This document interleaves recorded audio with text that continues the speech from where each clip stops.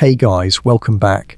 Tonight we're diving into something that's not math, not science experiments, not another dry story about kings and wars, but something a little closer to the bone: medieval survival techniques. The kinds of things that kept ordinary folks alive long before refrigerators, before light switches, before plumbing, or even a sturdy lock on the door. These are the quiet tricks that don't always make it into history books, but they're the ones that meant the difference between getting through the winter and, well, not. So go ahead, get comfortable. Dim the lights. Let the hum of your fan or heater take the edge off the silence around you. Maybe wrap yourself in a blanket. Tonight's going to be a journey through time, not with castles and knights on horseback, but with smoke, mud, moss, and the everyday cleverness of people who had no other choice but to figure it out. I always like starting with the picture in your head. Imagine it's the year 1300. You're not living in a bustling city full of bakeries and shops. You're in a tiny village, maybe 20 or 30 houses tucked close together, surrounded by miles of fields and dark forests. There's no hum of electricity, no glow of neon, not even a candle flickering in every window. Candles are far too expensive for peasants. When the sun goes down, the world turns black. The air is cold, damp, heavy with wood smoke, and every sound out there in the dark, an owl, a fox, the creak of a tree, feels bigger, scarier than it does in daylight. Your family huddles together inside, because the walls are thin, the roof drips when it rains, and the wind sneaks through every crack. And yet, somehow, generation after generation survived this way. They didn't just sit and suffer. They came up with tricks, clever little workarounds, habits passed down from parent to child, and those tricks kept them alive in a world that didn't really care if they made it or not. The first thing you'd notice if you walked into that hut wouldn't be furniture or decoration. It would be the fire, always the fire, not for decoration, not for some cozy aesthetic. Fire was everything. Heat, cooking, light, protection from wild animals, even a kind of comfort, the heartbeat of the home. If the fire went out, your family was in trouble. Restarting it wasn't as easy as striking a lighter. Flint and steel were unreliable, tinder could be damp, and you might stand there shivering, banging rocks together for half an hour with nothing to show for it but frustration. That's why people carried fire with them. Literally, if you were leaving home, maybe going to a market 2 villages away, you didn't just pack bread or a bit of cheese. You packed fire. You scooped up a glowing ember, wrapped it carefully in dried moss or stuffed it inside a hollow horn, and tucked it away so that when you arrived, miles down the road, you had the living seed of a flame ready to coax back into life. Think about that for a second. The medieval version of a Zippo lighter, except smoky, fragile, and liable to burn down your cart if you handled it wrong. Now, while you're picturing that ember glowing faintly inside a pouch of moss, let yourself really feel how much it mattered. This wasn't just practical, it was social too. If your fire went out at home and you hadn't carried one, you might end up trudging to a neighbor's door, hat in hand, asking for a coal. That was embarrassing. It was like being the guy who forgot to bring food to a potluck. People remembered. They teased you about it, and in a world where reputation meant survival, even little moments of shame stuck. So the humble ember bundle wasn't just technology. It was a kind of medieval insurance against awkwardness. But survival wasn't only about fire. Let's talk about food. You've probably been to a modern barbecue, right? Smoking ribs, brushing sauce, the smell making everyone a little hungrier. In medieval times, smoke wasn't for flavor. It was for survival. Villagers would hang cuts of meat not proudly over the hearth, where everyone could see, like some kind of feast in a movie, but hidden up in the rafters, behind the fire where the slow, cool smoke drifted.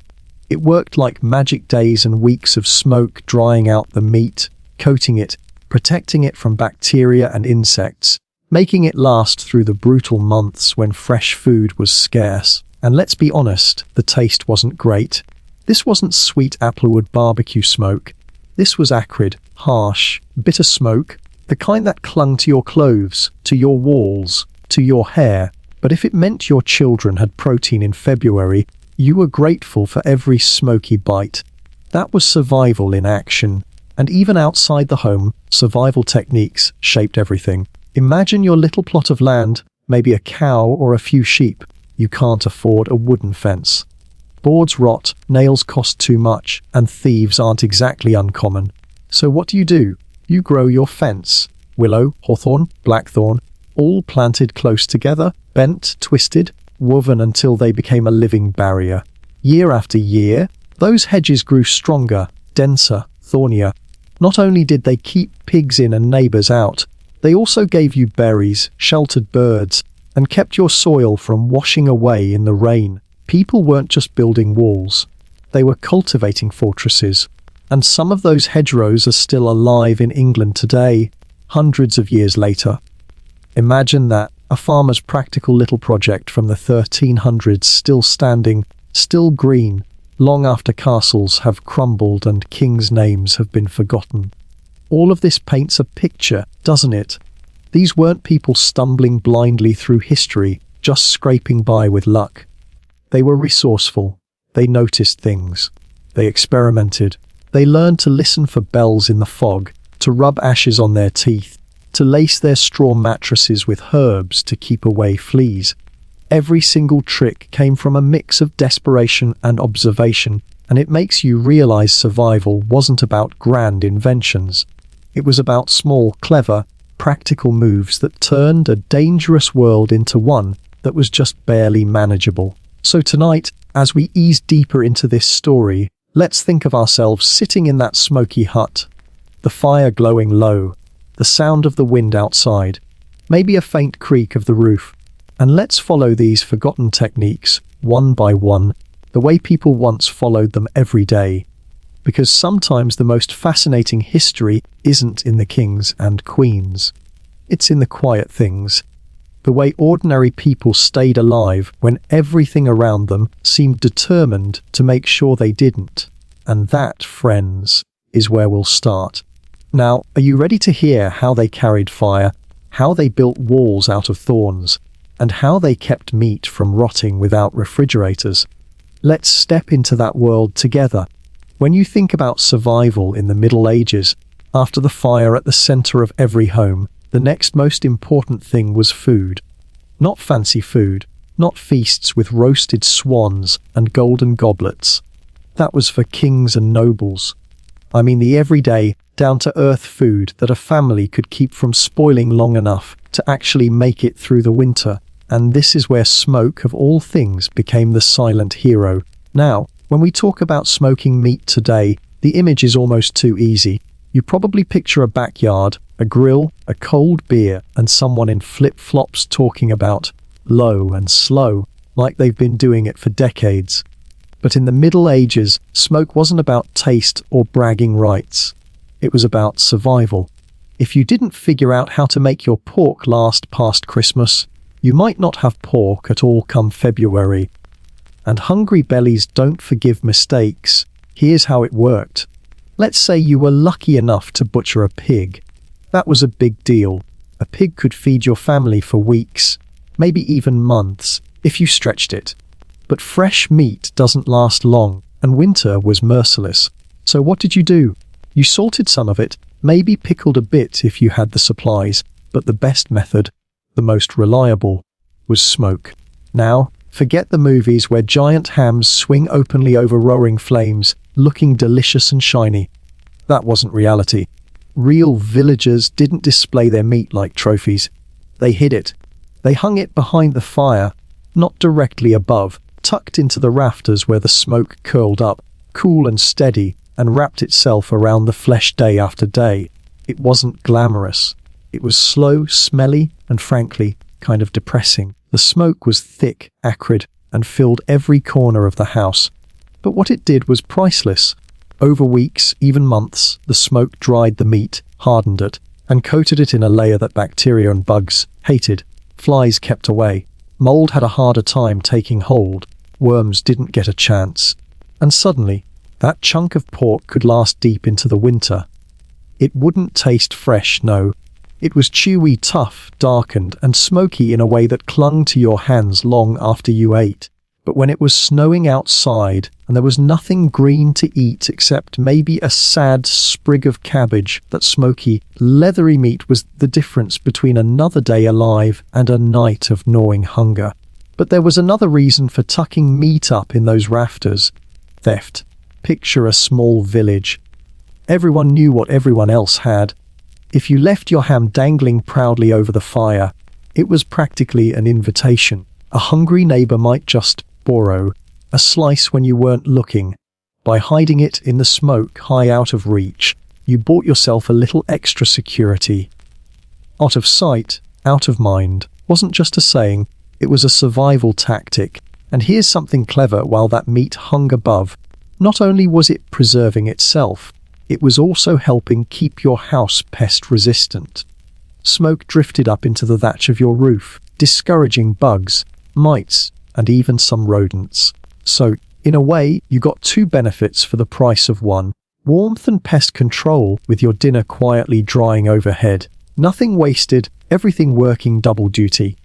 That's the medieval way. Think about how different this is from the modern prepper mindset. Today, survivalists stockpile freeze-dried meals, vacuum-sealed jerky, even cans of stroganoff with shelf lives that outlast marriages. Medieval folks didn't have that luxury. They had knowledge. Hard-earned, gritty knowledge about how to twist smoke into a tool that could make a chicken last until Easter. They couldn't just pop something into a freezer or go buy more at the store. What they prepared in autumn had to last until the first green shoots of spring, and spring always felt a lifetime away. Of course, meat wasn't the only thing they smoked. Fish, too. In fact, fish was often even more important. Rivers and coasts were lifelines, but fresh fish spoiled within hours. Smoking made it possible to transport and store them. Entire villages on the coast thrived on this practice, trading barrels of smoked fish inland for grain or wool. Imagine being a farmer miles away from the sea, sitting down in January to a meal of smoked herring. Salty, chewy, smoky. That taste wasn't just food. It was a connection, proof that survival wasn't about isolation but about networks, trade, and shared tricks. And if you were lucky enough to step into one of those smoky medieval cottages, it might feel strange to modern eyes. The air heavy, the walls blackened, the rafters sagging under the weight of hanging food. But to them, it was comfort. It was the smell of life, of preparation, of reassurance that tomorrow there would still be something to eat. The cough from smoke in your lungs was a small price to pay for another full belly. I think about how much we take for granted. We complain if our fridge hums too loudly at night, or if the freezer doesn't make ice cubes fast enough. For them, smoke was the fridge. The rafters were the shelves. The whole house was a storage unit that doubled as a kitchen, a bedroom, and a fortress against the cold. No division of spaces, no clean white walls, just everything crammed together in one practical, smoky, survival-focused box.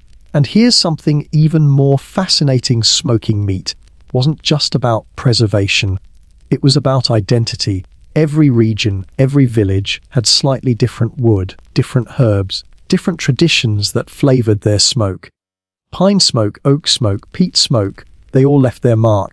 You could almost tell where someone lived just by the taste of their smoked ham. Survival, yes, but culture too. Now, picture yourself sitting in that smoky room, watching the fire flicker, smelling the heavy scent of curing meat overhead. It's dark outside. You hear the crackle of logs, the low murmur of family members settling in, the occasional cough from the smoke. There's no sound of traffic, no glow of streetlights, just the raw quiet of the medieval night. And above you, hanging like shadows, are your winter meals, slowly transforming, day by day, from fresh meat into survival rations. It's not glamorous, but it's life, and you're grateful for it. So when we talk about survival techniques, it's easy to focus on the flashy things, swords, castles, battles. But honestly, the real heroes of medieval life were these little tricks. Smoke in the rafters. a bit of moss around an ember. Hedges woven into walls. They weren't spectacular, but they worked. And in a world where failure wasn't an option, working was all that mattered. And that's where we leave this part of the journey. The smoky rafters, the hidden meats, the heavy air of survival. Because in the next part, we'll step outside the home. We'll see how families didn't just survive inside four walls, but how they protected their land itself, building living fences, growing walls of thorns, and weaving nature into their defenses. When you step outside that smoky little medieval hut, you quickly realize survival wasn't only about what happened indoors. Yes, the fire kept you alive. Yes, smoked meat meant dinner tomorrow. But beyond those thin wattle and daub walls, you had a whole new problem to deal with, keeping what was yours safe. Your cow, your chickens, your small patch of land. Those were your lifelines. Without them, you weren't just inconvenienced, you were doomed. And here's the thing: wood was valuable, nails were scarce, and labor was exhausting. You couldn't just build a neat little picket fence like we see in modern neighborhoods. Even if you could, wooden fences rotted, collapsed, or got stolen for firewood by that neighbor you never really trusted. So medieval people came up with a solution that sounds almost magical today. They grew their fences. Picture a field. At first, it's just a row of tiny saplings, thin and unremarkable. Maybe hawthorn, blackthorn, willow, or hazel. They don't look like much, just skinny little shoots sticking up from the earth. But the farmer didn't plant them randomly. He set them close together, side by side, like soldiers in a line. And then, instead of letting them shoot straight up, he bent them, twisted them, wove their branches into one another until they formed a wall, alive, green, and bristling with thorns. Over time, that wall grew thicker. The branches fused together, shooting off new growth, filling in gaps. Year after year, the living fence became denser, more tangled, more impossible to push through. Pigs couldn't break out. Stray goats couldn't break in. And thieves.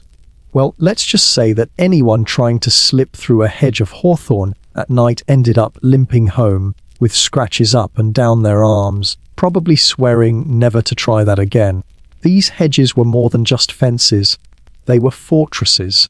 Imagine a barrier so thick that even soldiers on horseback had trouble cutting through. In fact, centuries later, during wars in England, armies literally had to hack their way through hedgerows that had been growing for hundreds of years. That's how strong and stubborn these living fences were. And unlike wood, they didn't decay. They didn't weaken with time. They grew stronger year after year until they outlived the very families who planted them. Some of those hedges still exist today, older than most castles, older than most written records.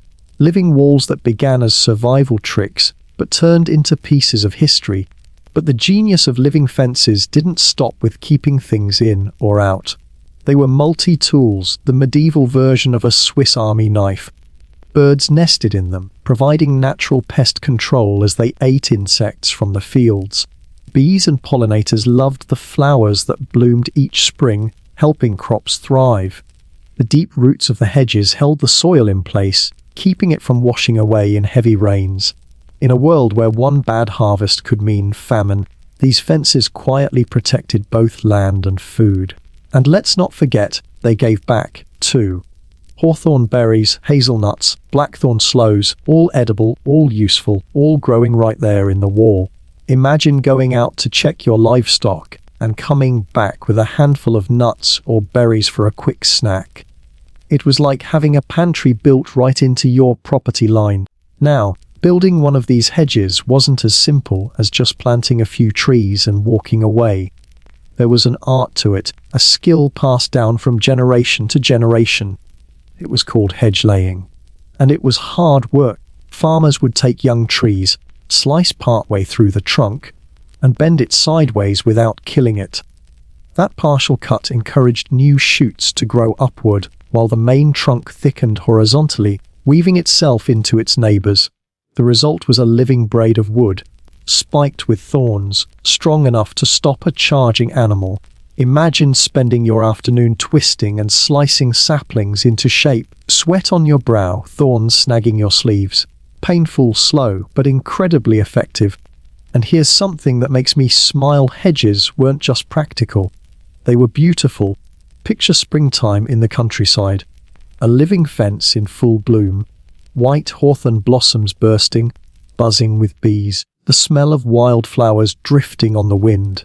Or autumn, with branches heavy with red berries, leaves turning golden, the hedge alive with birds hopping in and out. To a medieval farmer, that sight wasn't just pretty. It was safety, survival, and reassurance all rolled into one. Of course, these hedges had their hazards. Harvesting berries from a blackthorn hedge, for example, was not for the faint of heart. The thorns were long, sharp, and unforgiving. You'd come away with scratches no matter how careful you were. And yet, people braved it, because every little resource mattered. Even pain was a price worth paying if it meant one more handful of food or medicine from the plants. Now think about this in modern times. We build walls out of concrete and steel, tall and imposing, but dead. In the Middle Ages, people built walls out of life. Their defenses were green, growing, humming with insects and fluttering with birds. In a way, it's almost poetic. Their fences didn't just separate humans from the wild. They blended the two, turning nature itself into an ally. And imagine what it felt like to walk home at night, the moon shining faintly, the air cool and still. To your left and right, the hedges rose like dark, tangled giants, whispering in the breeze. They marked the edges of your world, the lines of your community, the walls of your survival. Safe inside, your animals slept. Your field was protected. You could rest, knowing the hedge would keep watch long after you closed your eyes. This wasn't high technology. This wasn't glamorous, but it was genius. And that's the thread running through all of these medieval tricks. They weren't flashy, but they worked. They were born of necessity, sharpened by centuries of practice, and passed down until they became second nature. Living fences weren't just fences. They were proof of human persistence, of a stubborn will to survive, of people saying, "I may not have much, but what we do have, we'll protect with everything we've got." So, when you next see an old hedgerow stretching across the countryside, know that it isn't just scenery. It's history, it's survival. It's the ghost of 1,000 hands that once bent branches and planted seeds, not for beauty, not for decoration, but for life itself. And that's where this part of our story leaves us, standing at the edge of the fields, looking at walls made not of stone, but of thorns and branches, walls that grew stronger as the years rolled on. Because in the next part of this journey, we're stepping back inside the home to see how the same cleverness that shaped fences also shaped everyday survival indoors, how clay, stone, and even simple mud became tools to keep food fresh and families alive. Step back inside a medieval home with me for a moment. The fire crackles low, smoke curling into the rafters where meat is hanging, and just beyond the warmth of the hearth, you start to notice something else. Survival wasn't only about food and fences. It was about clever little tricks built right into the walls, the floors, the pots, and even the rocks underfoot. Clay, stone, mud, ordinary materials that today we barely think about, were the quiet heroes of medieval life. They stored heat. They kept food cold. They stretched out the seasons just enough to help a family make it through another harsh winter. Now, we don't usually think of clay as magical. These days, it's something you see in art classes or flower pots, stacked on shelves in a garden store. But back then, clay was a kind of unsung technology. Medieval people understood something simple but brilliant: clay holds on to temperature. If you heat it, it stays warm. If you cool it, it stays cool. And that made it a survival tool long before refrigerators or radiators were even a dream. Picture a simple clay pot, maybe a little rough around the edges, fired in a village kiln that smoked and hissed when it rained. That pot wasn't just for stew, it was a mini refrigerator. Here's how: villagers would soak the pot in water. As the water evaporated through the porous surface of the clay, it carried heat away. cooling the contents inside.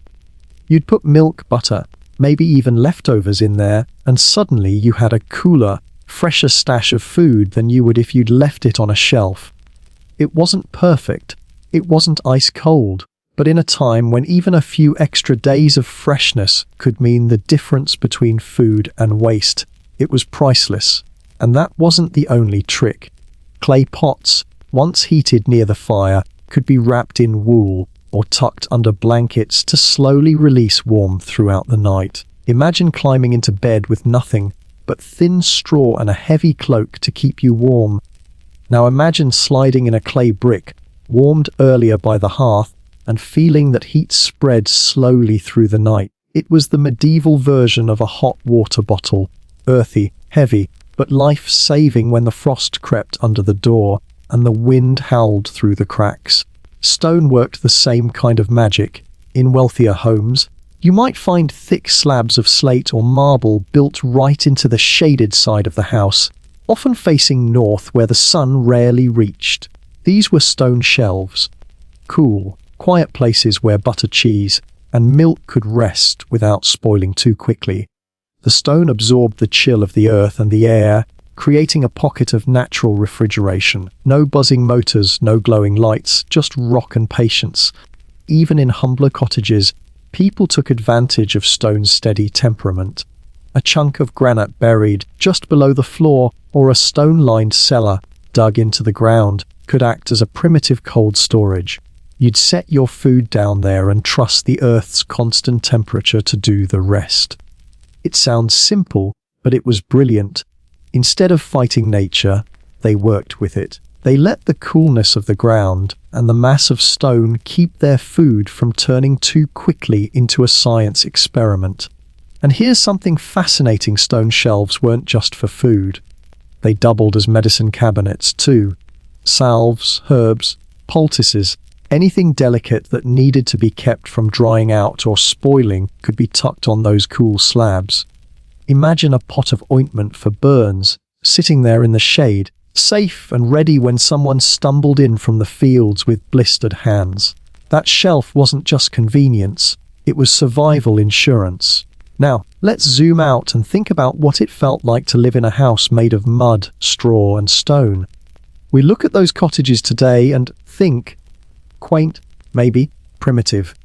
But for them, those walls weren't just walls. They were thermal batteries. In winter, thick clay and straw walls trapped heat from the hearth, keeping the bitter wind at bay. In summer, those same walls held the coolness of the night, creating a space that stayed just a little more bearable when the sun blazed. Wattle and daub, the weaving of sticks smeared with mud and dung, wasn't pretty, but it worked. It turned cheap, local materials into insulation long before the word even existed. And yet, despite all this cleverness, life was still uncomfortable by our standards. Food spoiled, milk curdled, winters were brutal. But what stands out, looking back, is just how resourceful people were. They didn't have thermostats or freezers, but they knew the secrets of clay, stone, and earth. They could make a pot act like a fridge.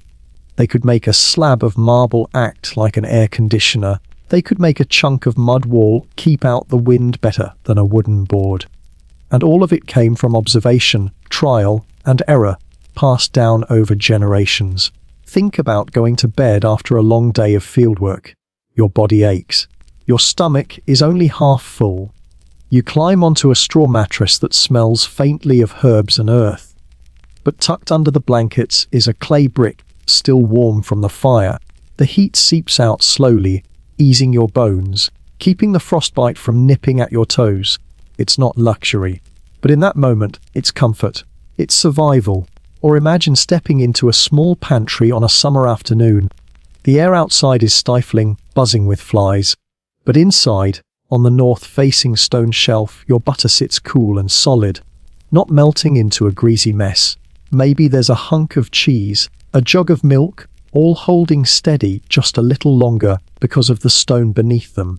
You sigh with relief, knowing that for one more meal, you won't go hungry.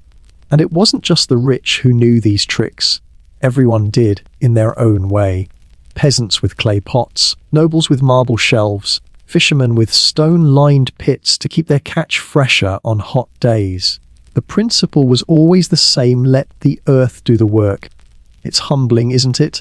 We flip a switch and expect instant heat, instant cold, instant light. They bent nature slowly, patiently, with clay and stone. And even though it wasn't perfect, it was enough. Enough to keep a child fed through winter. Enough to let a grandmother sleep warm through a frost. Enough to turn a hut of mud and sticks into something resembling a home. So the next time you hold a clay pot in your hands or run your fingers over a smooth stone shelf in an old house, think about the lives those materials once supported. Think about how survival often comes not from big inventions, but from small clever tricks, like a pot that cools itself or a wall that holds the heat of a fire long after the flames die down. And that's where we'll pause for this part of the journey. From clay pots humming with coolness to stone shelves cradling butter in the shade, these little details were the heartbeat of survival inside the home. But survival didn't stop at pots and shelves, because in the next part, we'll step into the kitchen itself, where medieval folks used grit, patience, and even a bit of animal fat to transform their rough cookware into something that could actually handle the daily grind of feeding a family.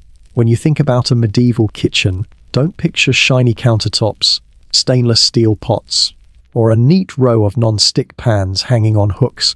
Picture instead a smoky corner of a one-room hut. The hearth isn't just where meals are cooked. It's the stove, the heater, the light source, the heart of the home. And right next to it, stacked or leaning precariously, are the pots and pans. They're rough, heavy, chipped, sometimes patched, and absolutely essential. Without them, even the best harvest or salted meat wouldn't fill a belly. Now, here's the problem with cooking in the Middle Ages. Food sticks badly. Imagine trying to make porridge in a clay pot that hasn't been treated in any way. By the time you've finished stirring, you've got more oats glued to the sides than in your bowl. Cleaning it means scraping, scrubbing, sometimes even breaking pieces off the inside surface. And yet, people figured out a solution. Not Teflon, not some miracle coating from a factory, but something so simple and so time-consuming it almost sounds absurd: friction glaze. What was friction glaze? It was exactly what it sounds like. People polished their clay cookware by hand until it developed a smooth, almost shiny surface that resisted sticking just enough to make life easier. Imagine someone sitting for hours with a stone, a piece of bone, or even a bit of hardwood, rubbing the damp clay pot again and again until the surface compressed and sealed. It wasn't glamorous, it wasn't quick, but it worked. Food stuck less, cleaning was easier, and in a world where every scrap of food mattered, that was a huge deal. Think about the patience this required. No YouTube tutorial, no quick store-bought solution, just raw effort. A potter shaping a vessel, then a family member sitting there for hours, massaging it like it owed them rent, until the coarse clay gave way to a subtle, glassy finish. This was survival disguised as drudgery, and it paid off every single time someone ladled out stew without losing half of it to the bottom of the pot. Sometimes they went even further. After polishing, they'd rub the pot with animal fat, then fire it again. This sealed the pores, creating a primitive version of seasoning, kind of like what you do today with a cast iron skillet. The result wasn't perfect, but it meant fewer ruined meals, fewer cracks, and longer life for the cookware. And if you've ever been a little proud of how shiny your favorite skillet has become, imagine that feeling multiplied 100 times when you realized your clay pot wasn't going to betray you halfway through dinner. But kitchen survival wasn't just about the pots. It was about everything connected to food preparation.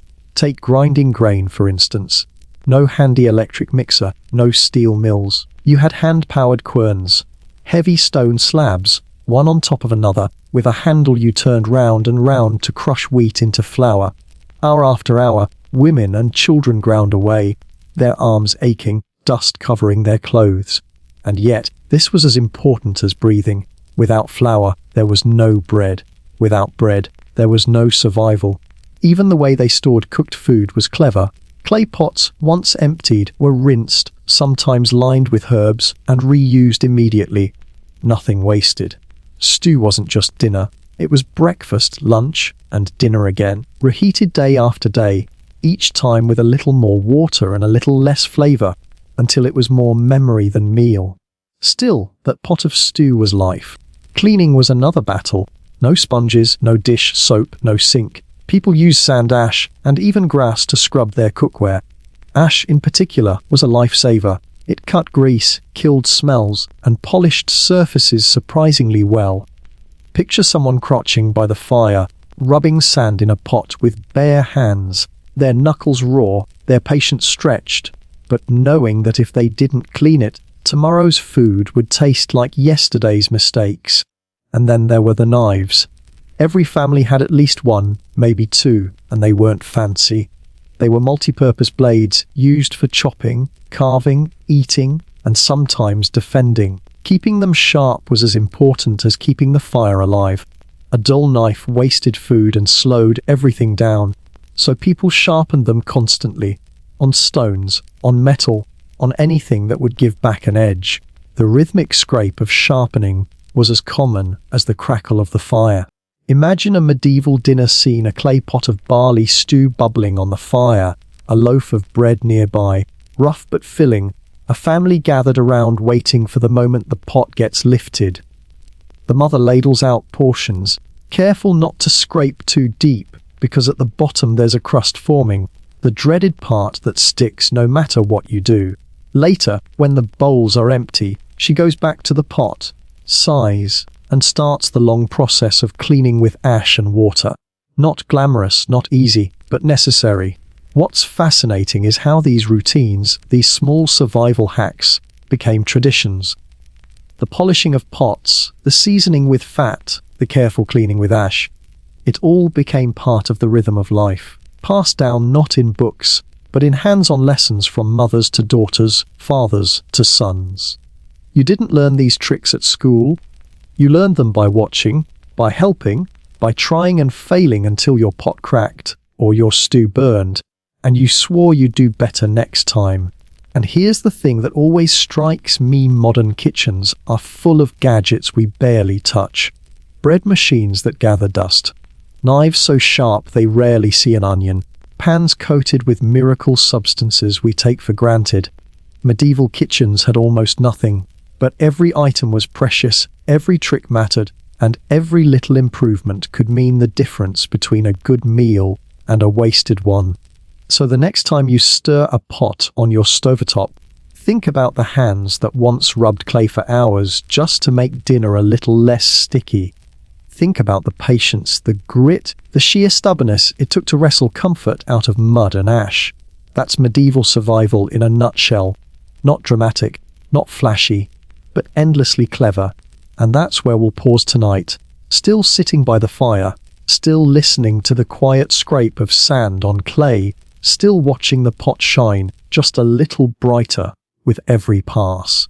Because in the next part of our story, we'll step out of the kitchen and into the wide, foggy world, where survival meant not just eating or keeping warm, but finding your way when the mist swallowed the road, and the only compass you had was the sound of bells and the echoes of your own voice. Step outside a medieval village in the early morning, and you'll notice something right away: the fog, thick, rolling, heavy fog, the kind that swallows the trees, erases the road, and makes the world feel like it's been folded in on itself. And if it's not fog, it's darkness. No street lamps, no headlights, no neon signs glowing in the distance. Just pitch black night or grey mist so dense you can barely see your own hand in front of your face. Now imagine you have to travel in that. Maybe you're heading to the next village to trade, or you're guiding animals to pasture, or you're simply trying to get back home before nightfall. There are no maps stuffed in your pocket, no compass dangling from a chain, certainly no GPS politely telling you to turn left in 2 miles.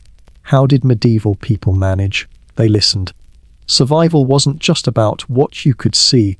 It was about what you could hear. Let's start with the church bells. Almost every village had a church, and almost every church had a bell. Those bells weren't just for calling people to prayer, they were survival beacons. Picture a traveler moving through the mist, unsure if they're veering off the road or walking in circles. Then, faintly, through the fog, the deep sound of a bell. You'd pause, tilt your head, and let the sound guide you, step by step, back towards civilization. A single toll could mean you weren't alone, that someone somewhere was lighting candles, stirring fires, and preparing bread. Bells cut through the emptiness like lifelines. But bells weren't the only sounds. Herds of cattle or sheep often wore bells too. Not for decoration, but for navigation. If you heard cowbells clanking faintly in the distance, you knew a village was nearby. Sheep bleating on a hillside meant pastureland wasn't far. Even geese, noisy and obnoxious, acted like living signposts. Travelers learned to tune their ears to these sounds, separating the familiar clamor of livestock from the eerie silence of wild woods. In forests, where animals' muffled footsteps and fog wrapped itself around the trees, people created their own auditory markers. Wind chimes, clappers, even pots or pans hung on branches. A clatter carried on the breeze meant you were on a path used by others, not wandering deeper into danger. Fishermen used horns and echoes to find harbors, blowing into the night and listening carefully for the sound bouncing back off cliffs or docks. It was primitive sonar, but it worked. And then there was shouting, clapping, even whistling. Travelers would make noise deliberately, then measure how long it took for the echo to return. A quick echo meant a wall, a cliff, or a building was nearby. A long, hollow echo meant open fields. If the sound never came back, well, you were probably in trouble. But even then, silence wasn't useless. Silence told you just as much as sound. It meant emptiness. It meant isolation. And knowing you were far from others was its own kind of warning. Think about how sharp your hearing has to be for this to work.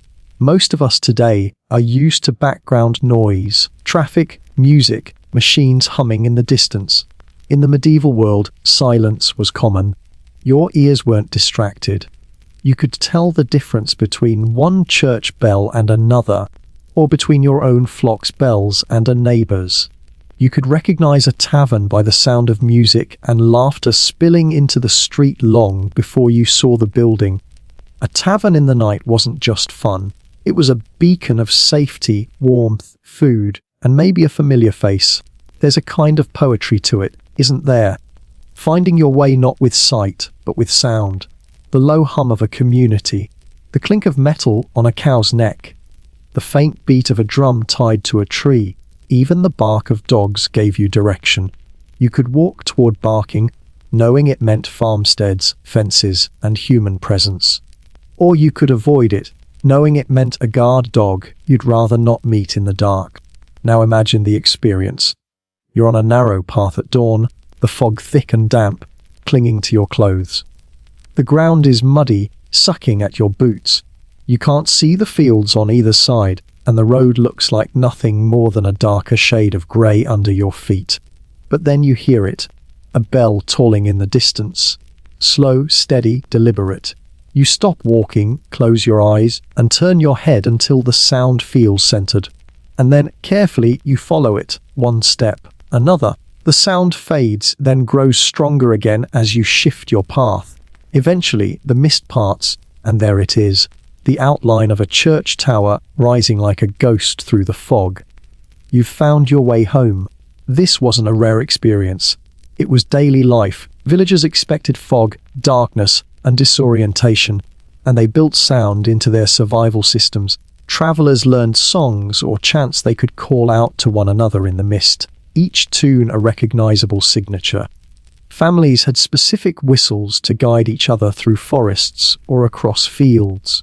Echoes became companions, bells became maps, and noise itself became the rope tying you to safety.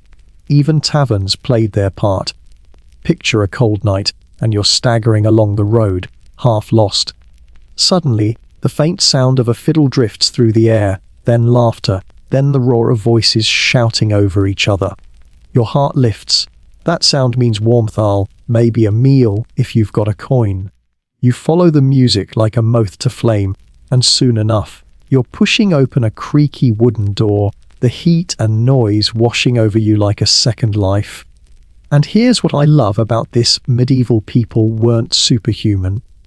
They didn't have magical powers of hearing. They just paid attention. They trained themselves to notice the faintest cues, because those cues could mean the difference between a safe return and a night lost in the woods. It was survival wrapped in ordinary habits, repeated until it became instinct. Today, we've lost most of that. If our phones die, we panic. If we lose signal, we're helpless. But imagine stepping into their shoes for a moment. You'd learn to trust your ears, to let the ring of a bell or the echo of a shout tell you more than any glowing screen ever could. That's what survival sounded like in the Middle Ages: bells in the mist, clappers in the trees, laughter spilling from taverns, and the reassuring clang of a cowbell leading you back to the familiar paths of home. And so, as we close this part of the story, picture yourself walking through that fog one last time. The world is grey and endless, the air cool and damp. But somewhere ahead, you hear the steady toll of a bell, patient and clear, cutting through the silence like a friend calling your name. You follow, step by step, until the road leads you back to warmth, safety, and the faint glow of fire through the cracks of a cottage wall. That's how medieval people survived when their eyes failed them. They trusted their ears. And in the next part of our journey, we'll shift from the sounds of survival to the struggle of health and hygiene. Because if you think surviving the cold and the dark was hard, wait until you hear about how people tried to keep their teeth, their wounds, and their dignity intact, with remedies so strange and resourceful, you'll never look at a cabbage or a pile of ashes the same way again. When we talk about survival in the Middle Ages, fire and food are the obvious ones. You need heat to live. You need meals to keep going. But there's another kind of survival that was just as important, though far less glamorous: health. And let's be honest, health in medieval times was a constant battle. Without antibiotics, without painkillers, without clean running water, the body was always one small accident or infection away from disaster. So people did what humans always do when backed into a corner. They got creative. They looked to herbs, leaves, ashes, even dirt, and turned the world around them into a pharmacy. Now, picture yourself waking up one morning in a hut with no windows, only a bit of smoke drifting out through a hole in the roof. You stretch, yawn, and immediately feel it. A sharp throb in your jaw. A toothache. No dentists, no numbing gel, no neat little bottle of ibuprofen waiting in a cabinet. What did you do? You reach for charcoal.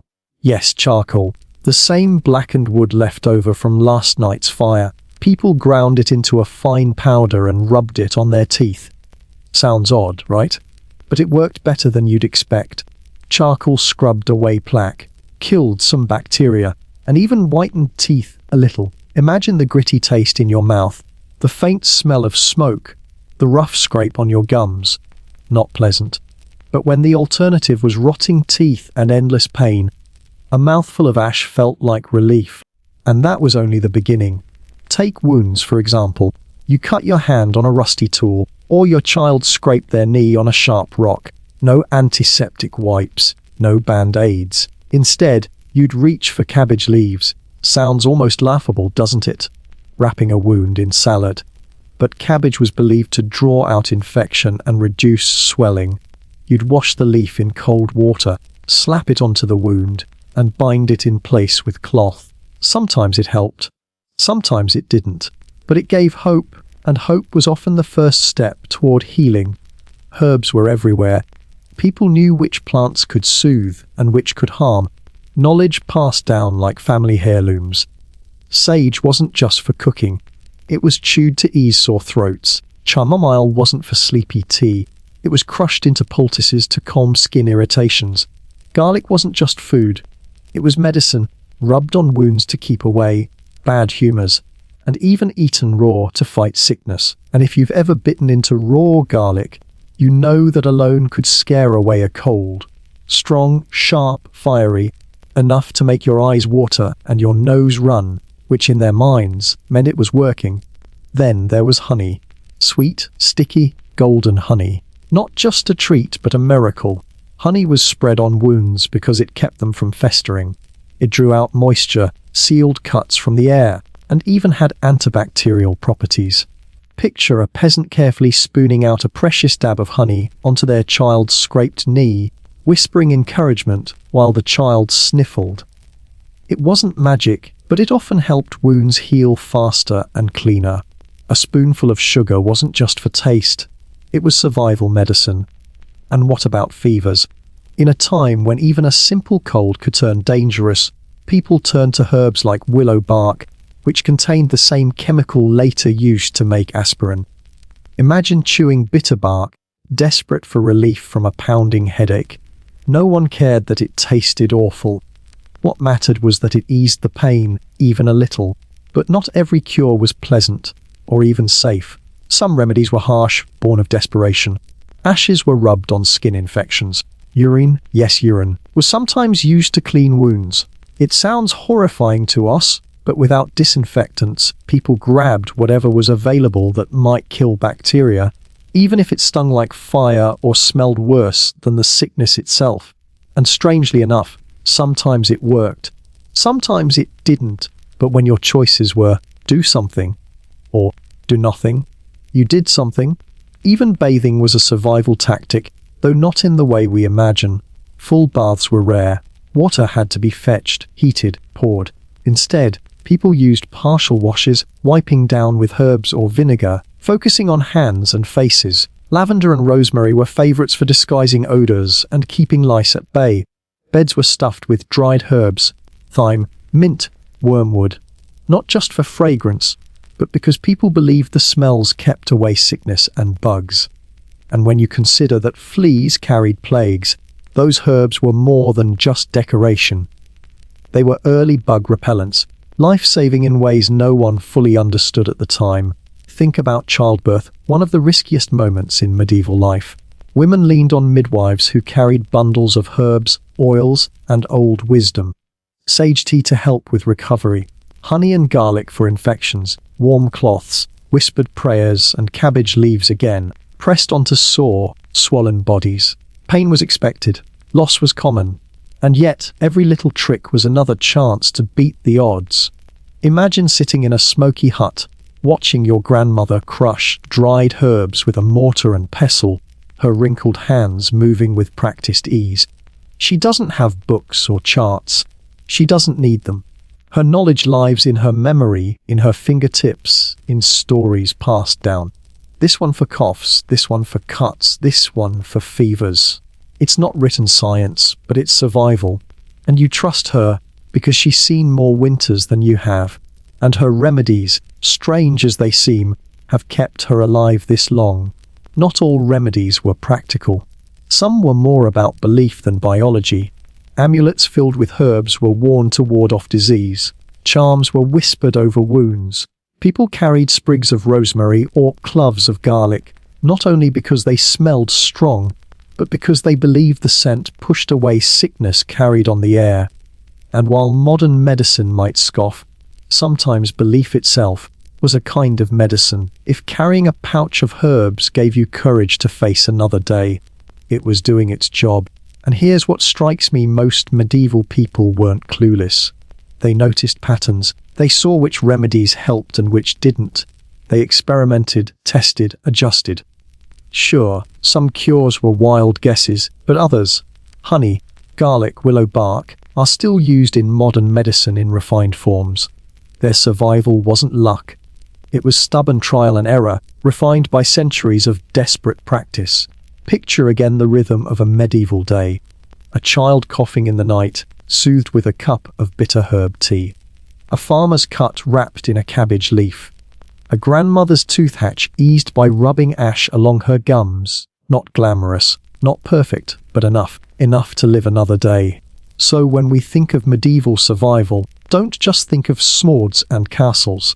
Think of the small things, the gritty mouthful of charcoal, the sting of garlic on a wound, the sweet smear of honey saving a cut from infection. Think of the herbs stuffed into mattresses, keeping fleas away while families slept. These were the tricks that kept people alive in a world where nature was both the enemy and the cure. And that's where we'll pause for now. Because as much as health and hygiene mattered, survival was also about rest, about shelter, about finding ways to make home more livable when the nights were cold and the bugs were relentless. And in the next part of our journey, we'll crawl into those beds ourselves. Beds stuffed with straw and herbs tucked under leaky roofs, and see how medieval families managed to sleep, to dream, and to survive until morning. When we think about survival, we often imagine hunting, gathering, or braving the elements outside. But in truth, one of the greatest challenges in the Middle Ages wasn't what happened outdoors. It was what happened at home, when the sun dipped behind the trees and the long night closed in. How do you stay warm when your walls are made of mud and straw? How do you keep fleas from turning your bed into a battlefield? How do you rest your body enough to wake up and face another back-breaking day in the fields? These questions weren't abstract. They were daily life. And the answers shaped the way medieval people slept, sheltered, and survived. Let's start with the houses themselves. Forget the stone castles and fortified halls you see in movies.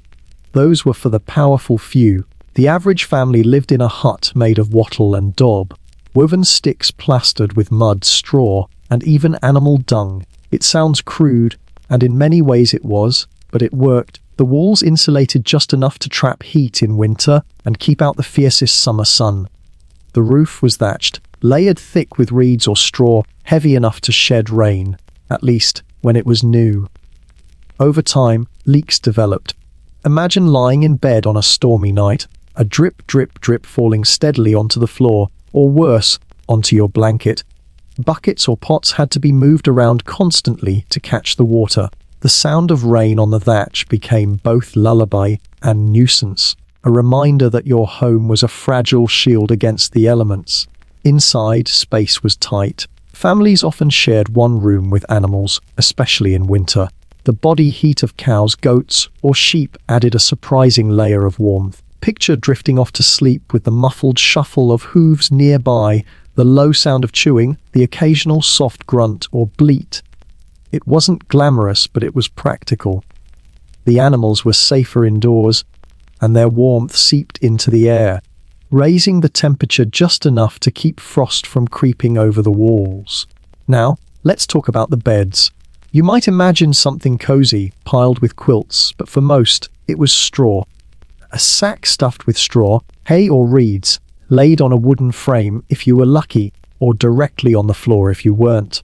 Over time, the straw broke down, flattening into lumps, filling with dust, and, worst of all, attracting pests. Fleas, lice, mites, tiny enemies that turned rest into torment. But people had tricks. They stuffed herbs like mint, lavender, wormwood, or rosemary into the bedding, not for fragrance alone, though it helped mask the smell of damp straw and sweat, but because those herbs repelled insects. Imagine lying down, your head heavy on a sack filled with crackling straw, and catching the faint, calming scent of lavender. Not luxury, not comfort in the way we know it, but a little relief. A small victory in the endless war against bugs. Fleas were more than a nuisance. They spread disease, including the infamous plague centuries later. People didn't know germs as we do, but they knew suffering. They saw the connection between vermin and illness, so they fought in the only ways they could through herbs, smoke, and constant vigilance. Beds were shaken out, straw replaced as often as possible, herbs refreshed when they faded. Children grew up knowing the routine, learning to crush mint between their fingers and scatter it into the bedding. These weren't chores, they were survival rituals. And warmth, that was the hardest battle of all. Imagine sleeping in a hut where the temperature outside dipped below freezing. The fire had burned low, embers glowing faintly in the hearth, smoke thick in the rafters. Blankets were scarce. Most families didn't own woolen covers. They were too expensive. Instead, you piled on whatever you had: cloaks, scraps of cloth, sometimes even straw heaped over your body for insulation. Families slept huddled together, parents and children pressed close under a single cover. The warmth of bodies was as important as any blanket. And while today we cherish privacy in our bedrooms, in medieval times survival demanded closeness. Your brother's elbow in your ribs or your mother's breath in your ear was annoying, yes, but it was also heat. It was life. Sometimes even the architecture helped. Medieval people knew how to trap warmth. Beds were often placed in alcoves or boxed in frames, little wooden compartments with sliding doors or curtains to hold in body heat.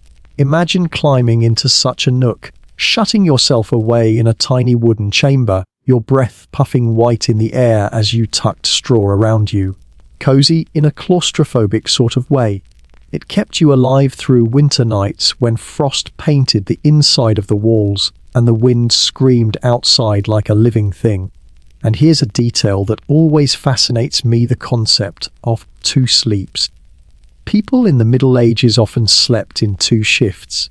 They'd go to bed soon after dark, wake in the middle of the night for an hour or two, then fall asleep again until dawn. During that waking period, families tended fires, whispered prayers, talked quietly, even visited neighbors.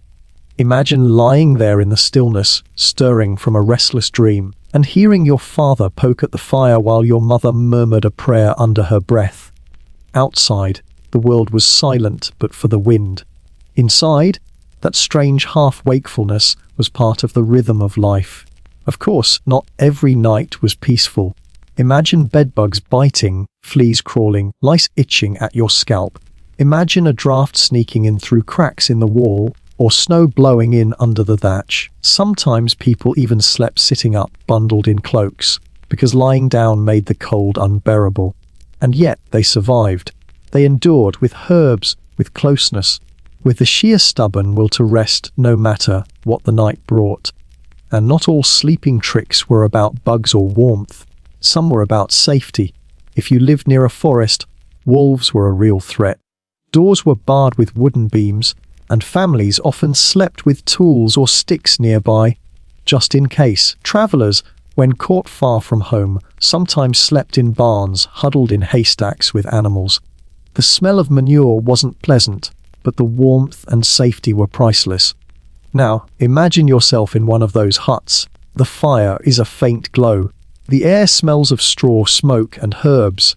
You're lying on a lumpy bed, your body pressed close to your family's, wrapped in rough cloth. Your ears catch the faint creak of the roof in the wind, the shuffle of a cow in the corner, the occasional drip of water falling into a pot from a leaky thatch. Fleas bite, but you scratch and settle, comforted by the warmth of others beside you. Slowly, despite everything, sleep comes. Because even in such harsh conditions, the body adapts, finds rest, and readies itself for another day. That was survival, night after night. Not glamorous, not comfortable, but real.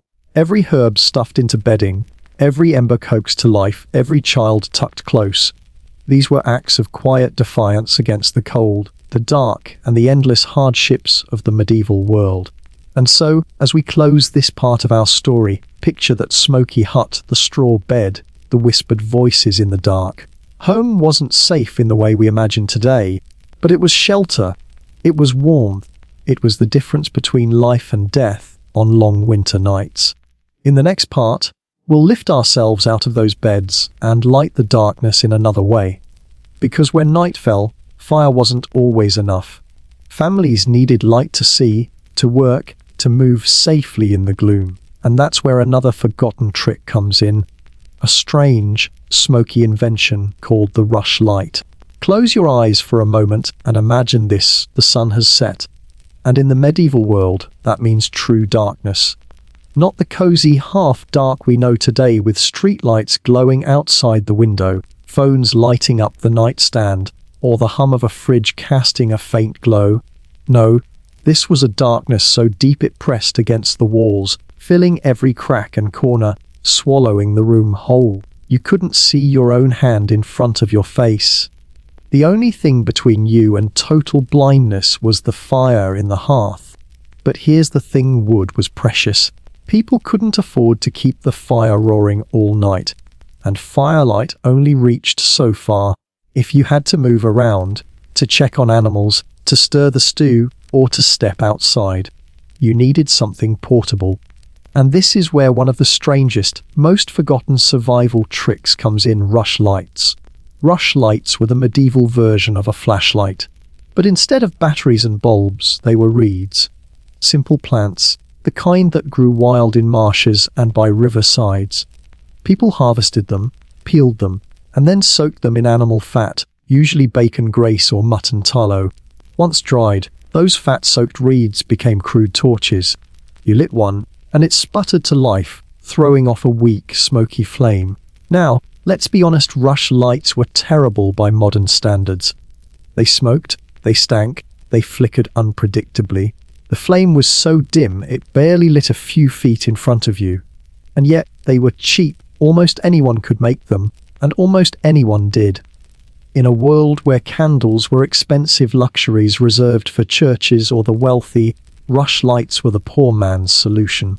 They cost almost nothing but time and a little grace, and they kept families from stumbling in the dark.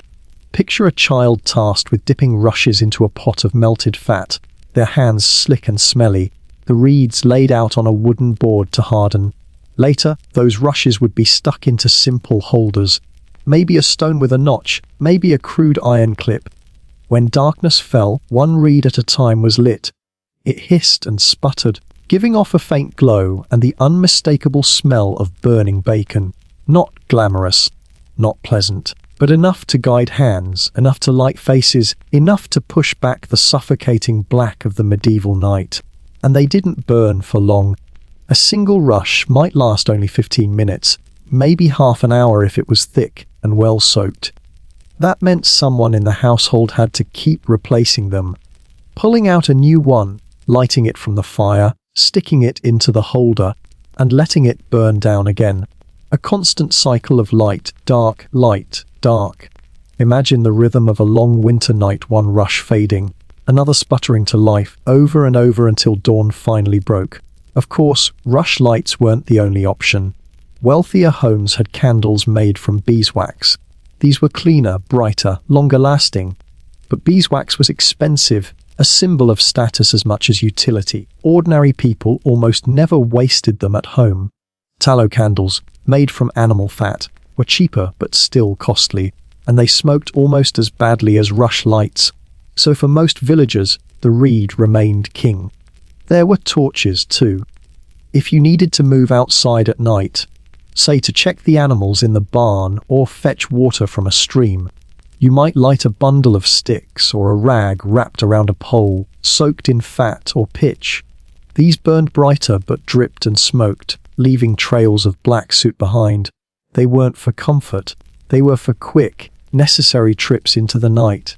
Imagine a farmer stepping into the yard, torch in hand, the glow throwing monstrous shadows on the thatched walls, the smoke curling into the frosty air. For a few minutes, the darkness gave way. Then the torch sputtered out, and the blackness returned. It's hard to appreciate just how valuable light was back then. Today we think of light as constant, automatic, a right. In the Middle Ages, light was fragile. It had to be made, fed, and guarded. A candle could be stolen. A torch could burn out. A rushlight could topple and set a house ablaze if left unattended. And yet, without them, people would have been paralyzed by the dark. There's a kind of intimacy to it, though. Picture a family gathered around a rushlight, their faces dimly lit, eyes shadowed, voices low. The glow doesn't fill the room, it just touches the edges of their world. Beyond the circle of light, the room is swallowed in shadow. Children whisper, parents mend clothes or carve wood, all hunched close to the flickering reed. It's not much, but it's enough. Enough to keep fear at bay, enough to make the night survivable. And light wasn't only for comfort. It was for safety. The medieval night was dangerous, not just because of wolves or bandits, but because of accidents. Imagine tripping over a stool, stumbling into the fire, spilling hot stew in the dark. A faint rush light was often the only thing standing between a safe night and a night of injury, and of course, light had meaning. In churches, the steady glow of beeswax candles wasn't just illumination, it was spiritual.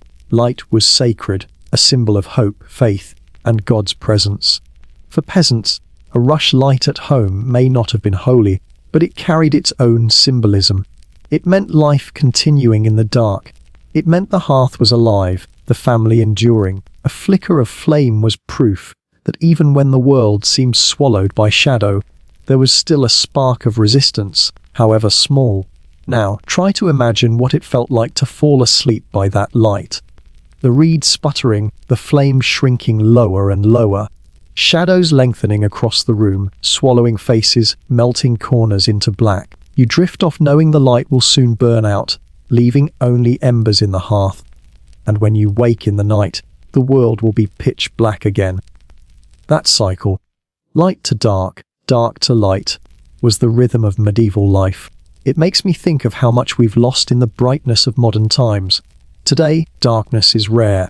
We live in constant glow, from lamps, screens, headlights, signs. But back then, darkness was absolute. And light, no matter how smoky or dim, was a treasure. It shaped how people worked, how they rested, how they prayed. It was fragile, fleeting, but fiercely valued. So the next time you flick on a light switch without thinking, remember the hands that once peeled reeds by riversides, dipped them in fat, and tended their flames all night long. Remember the smell of smoke, the hiss of grease, the quiet relief of seeing even the faintest glow in the overwhelming dark.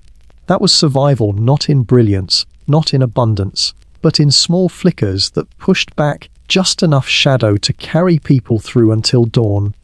And with that, we'll leave the rush lights sputtering in the dark. Because in the next part of our story, we'll move from the glow of flames to something stranger. The foods and storage tricks that sound almost unbelievable today. Things like bog butter, tree pantries, and famine bread. Odd, desperate, clever solutions that might make you wrinkle your nose. But in the Middle Ages, they kept people alive. Close your eyes and picture a long, wet spring after a hard winter. The fields are still brown, the garden hasn't woken up yet, and the last turnip in the basket looks like it's survived 3 lifetimes. Your family is hungry. Not skip lunch hungry. I mean the slow, heavy kind that makes everything a little dim around the edges. This is where the Middle Ages stop being a postcard and turn into pure, stubborn survival. Because when the usual food ran out, people didn't give up. They reached for the weird stuff. The clever stuff. The kind of, we really doing this? Solutions that let you go to sleep with something in your stomach and wake up strong enough to try again tomorrow. Let's start with the star of strange storage bog butter. The first time you hear the phrase, your brain does a little double take. Butter. In a bog. But yes, imagine you've churned more butter than you can eat before it spoils. Maybe it's harvest time, maybe the cow is in a generous mood, and you need a way to keep that fat safe for months, even a year. There's no icebox, no cellar cold enough. But there is a peat bog not far from your field, and if there's one thing a bog is good at, it's being cold, airless, and weirdly protective. So you wrap the butter, sometimes in cloth, sometimes in bark, sometimes packed into a lidded wooden tub, and you bury it in the peat. Down it goes into the chill, where the air can't reach and the acids in the peat keep rot from getting a foothold. It won't come out tasting like fresh cream. It'll come out dense, funky, smoky, earthy in a way only a bog can teach you. But it will be food. Solid, calorie-rich, life-giving food when you need it most. That lump waiting under a foot of peat is a winter promise. And that bog was more than a fridge. It was a safe. People weren't just preserving food from time. They were protecting it from people. If you owed rent in kind, or taxes to a lord, or your neighbour's cousin had sticky fingers, a hidden stash in the bog meant your butter might still be there next month. It's hard to steal what you have to wade for. The land itself acted like a lock. Now pull back from the bog and step into the forest with me, where another pantry is waiting. one that grew itself. Hollow trees were everywhere, oaks split by lightning, beeches thinned by age, elders rotted soft in the middle. A farmer walking the boundary of a field might stop at a familiar trunk, slide aside a fitted bit of bark or moss, and tuck something inside. Cheese, a string of smoked fish, a small sack of grain tied up tight. Maybe a leather pouch of salt, precious as gold, and not something you wanted sitting in plain sight at home. The inside of a hollow tree was cool, shaded, and hard to spot unless you knew precisely where to look. Squirrels were nosy. So were people. So you lined the cavity with leaves or straw, sealed food in a jar or a pot, and tucked it deep. Tomorrow's lunch, next week's insurance. The forest became a filing cabinet of favors you'd left for yourself. Sometimes that storage was minutes long, a farmer cutting hay who didn't want his cheese to bake in the sun. Sometimes it was days, travelers caching food along a path so they could push farther without carrying everything at once. And sometimes it was longer, the tree acting like a quiet partner in your survival, a place where you could stash what you couldn't explain to the tax man if he showed up and asked too many questions. But there were days when even caches were empty, when the barrels of salted herring were down to bones and brine, and the last smoked ham hanging in the rafters looked like a shadow of itself. On those days, people turned to famine foods. Things you'd never pick first, but you'd be grateful for when the fields were late and your belly was earlier. Bark bread was one of those foods. I know, it sounds like a dare or a punishment, but it wasn't a joke. It kept people alive. Not the thick, rough outer bark, but the soft inner layer just beneath, called the cambium. You shaved it from pine or birch or elm, careful not to strip too much from any one tree, because a tree can only give so much before it dies. The strips were dried by the hearth until brittle, then ground. The result wasn't a fine flour, it was more like a coarse meal, earthy and fibrous. You mixed it with whatever you had, oat flour if you were lucky, a corn meal if you'd prepared ahead, a handful of nettle leaves or dried berries if the season allowed, then added water and baked it on hot stones or in a low oven by the coals. The loaf that came out wasn't soft. It didn't slice like a dream. It chewed like the forest it came from, and it filled you with the knowledge that hunger would not win today. Communities managed bark harvests like they managed firewood, by the rhythm of the land. Too much bark peeled from the wrong trees at the wrong time, and you killed a stand that your children would need 10 winters from now. Too little, and the village went hungry. So rules grew up around it, spoken more than written. Strip a little from many trees, not everything from a few.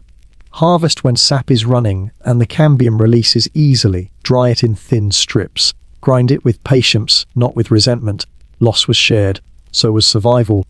Acorns got the same practical treatment.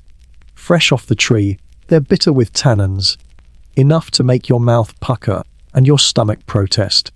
But tannins can be washed out.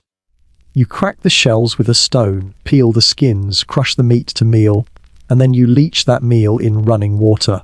A sack of acorn meal tied into a stream will lose its bitterness over a day or two. In winter, that might mean a hole in the ice and a rope around your wrist while you work. In summer, it meant tucking your future bread into the coldest part of the brook and coming back later with hope. When the bitterness was gone, you spread the meal thin to dry and store. Later, acorn cakes, acorn porridge, acorn bread, meals that didn't taste like a feast, but held together bones and chores and mornings that needed doing. Nettles were another quiet hero. The plant that bites your ankles in June becomes soup if you catch it young and boil it. A basket of nettle tops, plucked with cloth wrapped hands to avoid the sting, could turn into a pot of green that felt like putting spring straight into your blood. Throw in a handful of barley, a bit of onion if you had it, a strip of bacon for fat if you were rich that day, and the family ate something fresh that reminded them the earth was still on their side. Later in the season, dock leaves, sorrel, wild garlic, chickweed, names you might not know now were the difference between "we're fine" and "we're fading." And then there was the long simmer of perpetual stew, the pot that rarely left the hook over the fire. You didn't empty it at night, you added to it. A ladle of yesterday's leftover pottage, today's handful of beans, the bone from a rabbit, the greens someone picked on the way home. It was never the same stew twice.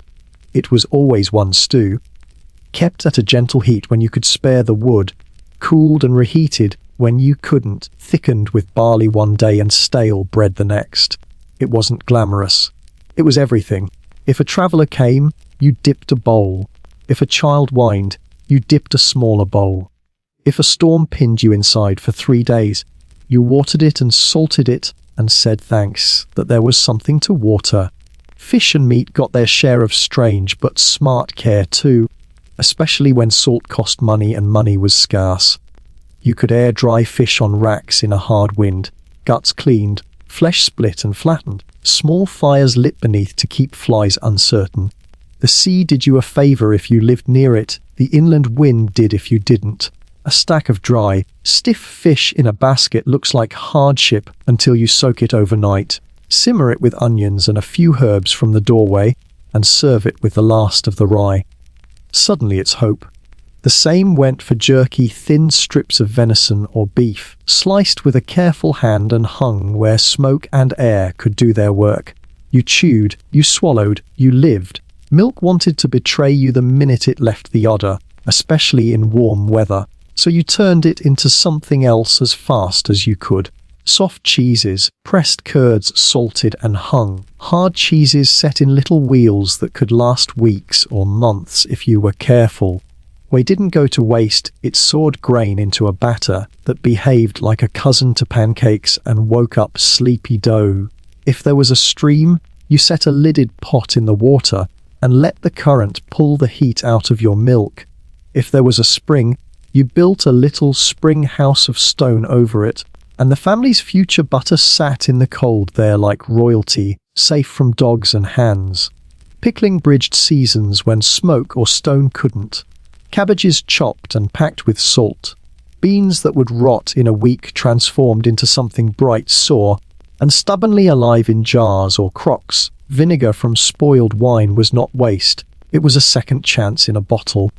The same with all gone tired, use it to soften the bite of an onion and carry a piece of meat the extra mile. Every accident was an idea if you had the patience.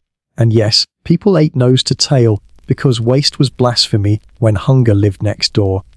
Blood sausage on slaughter days, marrow bones cracked and boiled until the broth shivered into jelly. Offal turned into pies that didn't look fancy and didn't need to. A sheep's stomach might become a bag for boiling oats. A cow's hooves became glue for the season's repairs, and the fat you rendered from scraps was a currency, all its own light for the night, grace for the pan, proof you could still turn one day into two. You learn, listening to these old habits, that survival made people practical and sneaky in equal measure. False bottoms in grain bins for surprise visits from the reeve. Crops planted a little way from the main fields, tucked behind a hedgerow, so a bad count wouldn't be the end of your bread. A pot buried in the floor under a rush mat. The family's salt or coin hidden where only a barefoot could feel the difference. And then, after the danger passed, the mat rolled back and a quiet exhale still there. Under all of this runs a theme. Nature was both the vault and the recipe. Cold water could turn milk into something safe. Moving air could turn fish into something that travelled. Peat could protect fat like a stubborn, muddy dragon coiled on top of it. Trees lent their bellies for a week. Stones lent their chill for an afternoon. The trick was knowing which gift to ask for and when. Think, too, about the taste of these choices. We're used to the luxury of preference. I don't like that. Not in the mood for this. For most medieval families, food wasn't about mood. It was about fuel, but within that narrow aisle, people still found pride. A house known for good pickles. A family whose bark bread was less bitter than most because they leached the cambium properly. A village whose nettle soup tasted like spring itself because they picked early and remembered where the sweetest patch grew in the shade of a certain wall. survival isn't only grit, it's also craft. And maybe that's the part of the story I keep circling back to, the quiet, persistent creativity that lives inside hard times. The person who buried butter the day before a long freeze and dug it up with cold fingers and a laugh that sounded like relief. The child who learned which trees could spare a strip and which ones you pass by, hand resting on the bark in a promise. The grandmother who kept a pot going all winter and knew exactly how thin she could stretch it without letting it die. The man who wedged a cheese inside a tree and walked away whistling, knowing he just saved Tuesday. As you picture these things, the bog, the hollow tree, the stream pulsing cold under its stone lid. Picture yourself there for a second too. Your hands smell like smoke and fat. Your feet are sore and damp. You are so tired of chewing what tastes like forest. But when someone hands you a bowl, or you lift a lid and find that what you hid is still waiting, a little of the sharpness in your chest lets go. You sit down, you pass the bowl, you swallow, and between now and the next sunrise, you've bought one more try. That's the secret sitting quietly under the strangest foods of the Middle Ages. They were tickets purchased one meal at a time. Not glamorous, not romantic, not the kind of thing anyone boasted about in song. Though maybe they should have. The ingenuity it takes to turn bark into bread or a swamp into storage is the same ingenuity that has always pulled people through the tightest places. We'll leave our caches where they lie, the tree shivering with secrets, the bog holding its cool breath, the stream shouldering past a pot of milk. The loaves are hard, the soup is green, the fish is dry, but the lamps are still burning and the wind is still outside. That's enough for tonight. And in the last stretch of this story, we'll pull all these threads together. The fire carried like a secret, the smoke that turned hunger into food, the hedges that grew into walls, the clay and stone that held a home steady, the herbs and leaves that pretended to be medicine and did just enough. And ask what they have to teach us now. Because these old tricks aren't just history. They're reminders that cleverness and care are the oldest tools we have. Take a breath with me here at the quiet end of our walk through medieval survival. We've been inside smoky huts, we've crouched by fires, we've followed bells through fog, and we've peeked into hollow trees hiding cheese. Now it's time to pause, to sit back, and to think about what all these strange, clever, gritty little tricks add up to. Because they weren't just curiosities, they were lifelines. It's easy to picture the Middle Ages as something far away, castles, knights, banners snapping in the wind. But that's not the story most people lived. The story most people lived was smaller. It was, how do I light my way when the night swallows everything? It was, how do I keep my milk from soaring one more day? It was, how do I sleep without fleas turning me into a meal? Those questions weren't dramatic. They weren't epic, but they were survival. Think about the fire bundle, the ember carried carefully inside moss, glowing like a secret heartbeat. It wasn't glamorous, but it meant warmth and food at the next stop. It was pocket fire, medieval insurance. Now think about the smoked meat hidden in rafters, bitter with soot but safe from rot. That wasn't luxury either. It was a future meal, a promise that January wouldn't eat you alive. The hedges we talked about weren't just fences, they were proof of patience. A farmer bending saplings into a wall wasn't thinking about beauty. He was thinking about his children, his animals, his field. He was planting safety, thorn by thorn. And centuries later, those hedges still stand, alive and humming with birds, long after the names of the farmers who built them have blown away. Clay pots cooled milk and held heat through the night. Stone shelves cradled butter in shade. A warm brick under a blanket was the difference between sleeping through a frost and shivering until dawn. None of these things are flashy, but they are clever in the purest way, clever enough to work again and again, with nothing more than earth, water, and patience. And then the sounds, the bell in the fog, the cowbell in the distance, the whistle that told a family member you were near. These weren't tools you could touch. They were tools you carried in your ears, in your memory. Imagine how much sharper your hearing becomes when your life depends on it. Imagine trusting the faint echo of your own shout to tell you whether safety is close or far. Survival was sometimes about listening as much as doing. Hygiene was no less a battlefield. Charcoal ground onto teeth, cabbage leaves pressed to wounds, garlic chewed raw until your eyes watered.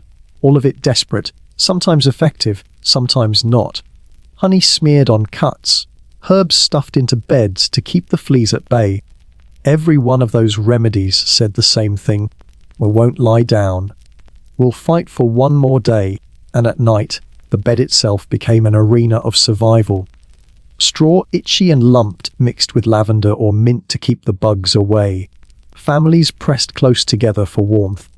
Children breathing softly against their mothers, fathers curling around them like shields. The wind outside didn't care, the frost didn't care, but that closeness, that huddled warmth, turned a fragile hut into a fortress. Then the light rushes peeled, dipped in grease, and set aflame. Their smoky glow was nothing like the steady light we take for granted. But in that tiny, flickering circle, people mended clothes, whispered prayers, and found comfort. Light meant life. Light meant hope. Even if it stank like bacon and smoked your eyes raw, it was better than the suffocating dark pressing in from every side. And when the cupboards emptied, when the garden failed, when the cow gave less and the fish wouldn't bite, people still found ways. Bark peeled from trees, ground into bitter bread. Acorns leached in streams until they gave up their poison and turned into food. Nettles boiled into soup that tasted of green, sharp and alive. Butter buried in bogs waiting under the earth like treasure. Cheese hidden in hollow trees. Strange, desperate, ingenious foods that filled bellies and gave the body enough to keep moving. What does all of this tell us? It tells us that survival was never about perfection. It wasn't about comfort. It was about resilience, about using whatever you had: smoke, herbs, stone, mud, fat, sound, patience, and turning it into one more day of life. And not just life, but family, community, continuity. Every ember carried, every hedge planted, every pot polished smooth was an act of love as much as survival. Parents teaching children, grandparents whispering knowledge, neighbors sharing tricks. We live now in a world where survival feels distant. We flip a switch, open a fridge, swallow a pill. And that's a gift, one we shouldn't dismiss. But there's something humbling about remembering that not so long ago, survival was woven into every small act of daily life. People didn't separate living from surviving. They were the same thing. So as you drift off tonight, picture yourself in that smoky hut. The fire a low glow, meat hanging above, straw rustling beneath you. Outside, a hedge creaks in the wind, a bell tolls faintly through the fog, a rush light sputters on the table, filling the air with the faint scent of bacon smoke. In the corner, a pot of perpetual stew simmers quietly, waiting for tomorrow. It's not much, it's not glamorous, but it's enough to remind you that survival is not just in battles or inventions, but in the small, stubborn cleverness of ordinary people. And that, in the end, is what makes these forgotten techniques so powerful. They're not just history, they're lessons. They tell us that when the world feels heavy, when comfort slips away, when the night presses in, we can still make do. We can still find warmth, find food, find light. We can still survive. So, good night. Let the sound of those bells in the fog guide you home. Let the herbs in the straw soothe you. Let the memory of rushlights flicker behind your eyes. And remember, you carry the same resilience those medieval families carried. It's older than castles, older than kings. It's the spark that kept them alive. And it's still alive in you. We've walked a long way together tonight. From the first spark of fire carried in moss, to the last strange bite of bark bread chewed in desperation, we've pieced together what it truly meant to survive the Middle Ages. Not the polished, shining version of history we sometimes see in paintings or on screen, but the earthy, smoky, muddy, deeply human version that ordinary people lived every single day. Now, here at the end, it feels right to slow down, to settle back, let the weight of the journey sink in, and really reflect on what we've seen. Because these weren't just survival hacks in some medieval life hack video. They were entire ways of living, etched into routine, passed down in whispers, woven into the rhythm of dawn and dusk. They were as natural to the people of that world as scrolling on a phone is to us. And if we listen carefully, they still have something to tell us. Think back to the ember bundle, one small coal glowing faintly in moss, carried carefully to the next village. That tiny light wasn't just practical, it was symbolic. It was hope made portable, a promise that wherever you went, warmth could follow. I think about how often we lose sight of small things today, chasing after bigger comforts, and yet here was survival tucked into the palm of a hand, glowing with quiet persistence. Then remember the smoky rafters, hung with meat blackened and bitter but safe. It speaks of patience, of people willing to endure inconvenience, discomfort, even coughing through smoke, just to make sure their children had something to eat in February. That's resilience at its most humble and its most powerful. Hedges of thorns, too, those living walls. They remind us that survival isn't only about keeping enemies out. It's about creating balance. Fences that gave food as well as protection. Barriers alive with bees and berries, birds and blossoms. In their cleverness, medieval people wove survival and beauty together without even realizing it. The hedge was not just a wall, but a living system, an ecosystem before the word existed. Inside, clay pots and stone shelves whispered of another kind of wisdom: let the earth do the work. Why fight nature when you can bend it gently, ask it to help you? Clay kept food cool through evaporation. Stone kept butter safe in shade. Bricks warmed beds when the frost was merciless. None of it was complicated. All of it was clever. And then there were the sounds. The toll of a bell through fog. The echo of a shout bouncing off a wall. The clatter of cowbells guiding you back home in the dark. Sight fades. Eyes fail. But ears endure. Medieval people learned to listen, to trust sound as their compass. There's a lesson there, too, that sometimes guidance comes not from what we see, but from what we're willing to hear. Health, of course, was its own battlefield. Charcoal teeth, garlic wounds, honey bandages, cabbage leaf poultices that made neighbors smile but still, somehow, worked often enough to keep faith alive. Were these cures perfect? No, but they were attempts, acts of care. Every leaf tied on, every herb brewed, was a gesture of defiance against sickness. A reminder that survival is not just about endurance, but about trying, even when you don't know if it will succeed. And then, the beds. Straw crackling, fleas biting, herbs tucked in like secret guards against the tiny armies of insects. Families huddled under cloaks, pressed close together, bodies as blankets. Not comfortable, not private, but alive. And maybe, in that closeness, they found something we've lost. The deep reassurance of simply being together when the night pressed in.